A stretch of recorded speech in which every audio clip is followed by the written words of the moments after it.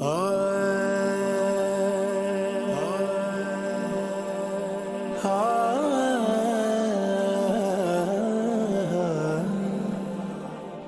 اللہ الرحمن الرحیم۔ ناظرین السلام علیکم، میں ہوں آپ کا میزبان ذیشان علی۔ ہماری اس پیشکش میں آپ سب کا استقبال ہے۔ ناظرین، موقع ہے عید بعثت، یعنی عید بعثت کے اس حسین موقع پر ہم اپنی ٹیم کی طرف سے آپ سب کو مبارکباد پیش کرتے ہیں۔ عید بعثت دنیا کے تمام آزادی پسند انسان کی عید ہے، دنیا کے تمام عدل پسند افراد کی عید ہے۔ بعثت کے موقع پر آج کے دن پیغمبر اکرم صلی اللہ علیہ وآلہ وسلم کا قلب مقدس اللہ کی گراں قدر امانت کا خزانہ بنا، یعنی وہی پروردگار اور عالم وجود کی سب سے سنگین ذمہ داری اس عظیم ہستی کے مضبوط کاندھوں پر رکھی گئی۔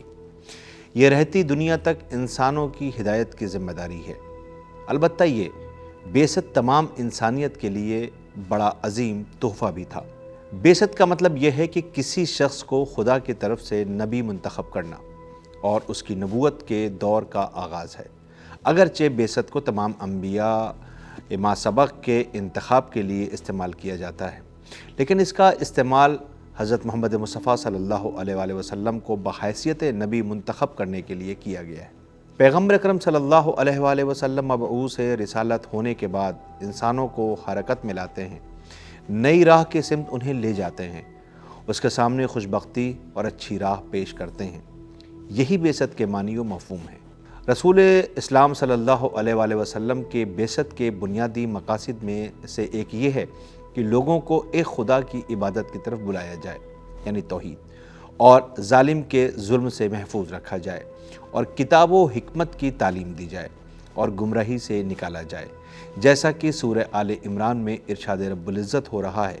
یقیناً خدا نے صاحبان ایمان پر احسان کیا ہے کہ ان کے درمیان انہی میں سے ایک رسول بھیجا ہے جو ان پر آیات الہی کی تلاوت کرتا ہے، انہیں پاکیزہ بناتا ہے اور کتاب و حکمت کی تعلیم دیتا ہے۔ اگرچہ یہ لوگ پہلے سے بڑی کھلی گمراہی میں مبتلا تھے۔ ناظرین، ممکن ہے کہ اس دنیا میں ایسے لوگ بھی ہوں جو یہ سمجھتے ہوں کہ اللہ تعالیٰ نے انسانوں کو عقل اور فکر عطا کی ہے، اور حکمت کے ساتھ میں ہم اپنے فائدے اور نقصانات کو سمجھ سکتے ہیں۔ ہم ان چیزوں پر عمل کرتے ہیں جو ہمارے لیے فائدہ مند ہیں، اور ان چیزوں سے دوری اختیار کرتے ہیں جو ہمیں نقصان پہنچاتی ہیں۔ ان تمام چیزوں کے باوجود اللہ رب العزت کو کتابیں اور رسول بھیجنے کی کیا ضرورت تھی؟ اس کے جواب میں ہم یہ کہہ سکتے ہیں کہ عقل و شعور کے علاوہ بھی انسان کو انبیاء ما سبق کی ضرورت ہے، کیونکہ صرف عقل و شعور اور کتابیں انسان کو منزل کمال تک نہیں پہنچا سکتی۔ اگر ایسا ہوتا تو اس کائنات میں نہ کوئی اسکول ہوتا اور نہ ہی کالج۔ انبیاء مانند استاد ہیں اور انسان کو علم و حکمت کی تعلیم دیا کرتے ہیں۔ یہ مسئلہ اس قدر اہم ہے کہ خواجہ ناصر الدین طوسی جیسے عظیم عالم نے اسے انبیاء کی بعثت پر بحثوں میں سر فہرست رکھا ہے۔ آئیے دیکھیں کہ بعثت کے کیا مقاصد ہیں جو انسانوں کے لیے فائدہ مند ہیں۔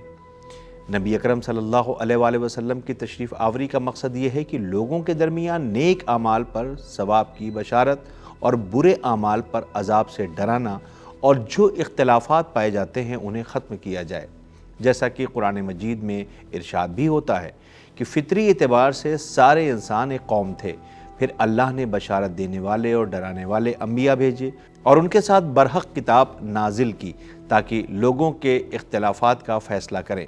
پیغمبر اسلام صلی اللہ علیہ وآلہ وسلم کے بعثت کا دوسرا ہدف یہ ہے کہ انسان کا تزکیہ، یعنی انسانوں کی روح کو آلودگی سے پاک کرنا اور پستی پیدا کرنے والے عنصر سے دور کرنا، انسانوں کی تعلیم اور انسانوں کے علمی ادراک کو بلند کرنا، عقل انسانی اور علم بشر ارتقائی منزلیں طے کرے، اور دوسری جانب نوع بشر کو فکری آسودگی ملے، مادی آسائش حاصل ہوں، انسانی زندگی کی فضا میں تحفظ کا ماحول قائم ہو، انسان کو راحت حاصل ہو، مسرت و شادمانی کا ماحول قائم ہو، عدل و انصاف قائم ہو، کیونکہ انسانی معاشرہ عدل و انصاف کے ذریعے چلتا ہے۔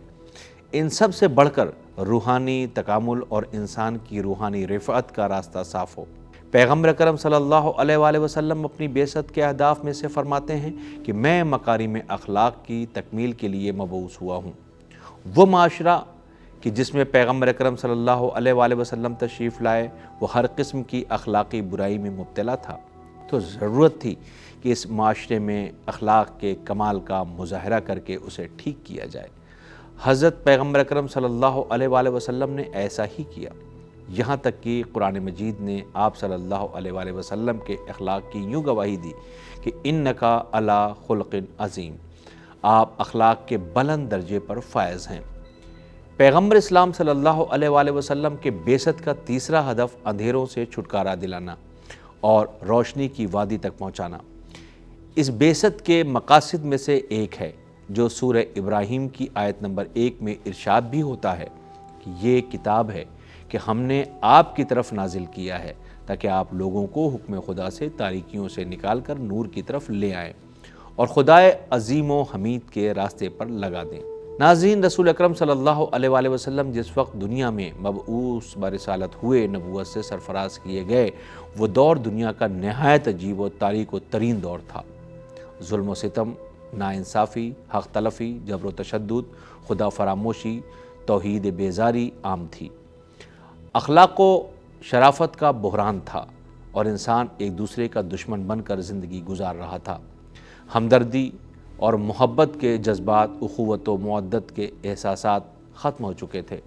معمولی باتوں پر لڑائی جھگڑوں اور سال ہا سال جنگ و جدال کا سلسلہ چلتا تھا۔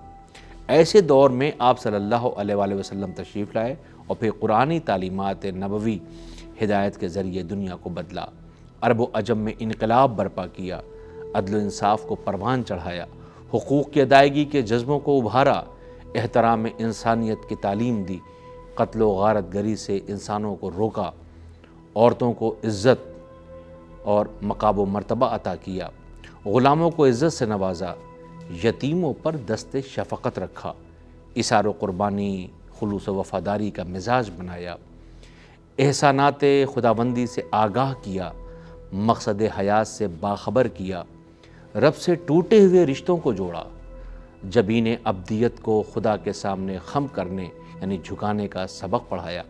آپ صلی اللہ علیہ وآلہ وسلم نے لوگوں کی اصلاح کی، معاشرے کو سدھارا، دنیا کو سنوارا اور بہتر سے بہتر انداز میں ان کی تربیت فرمائی، تلاوت قرآن کا لوگوں میں شوق پیدا کیا، تعلیمات قرآنی پر عمل پیرا ہونے کا مزاج بنایا، دلوں میں موجود خرابیوں کی اصلاح، نفرت و عداوت، حسد و بغض اور بہت ساری بیماریوں سے نجات پانے کی فکر بیدار کی، اور دلوں میں اطاعت و فرما برداری کا جذبہ کوٹ کوٹ کر بھر دیا۔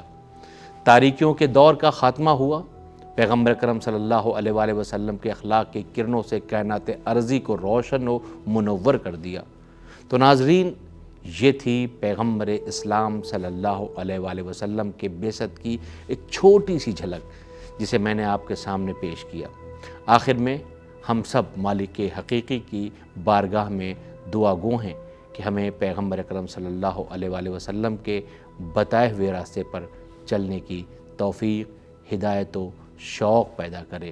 اسی کے ساتھ ہمیں ہماری ٹیم کو اجازت دیں، ہماری پھر ملاقات ہوگی، تب تک کے لیے خدا حافظ۔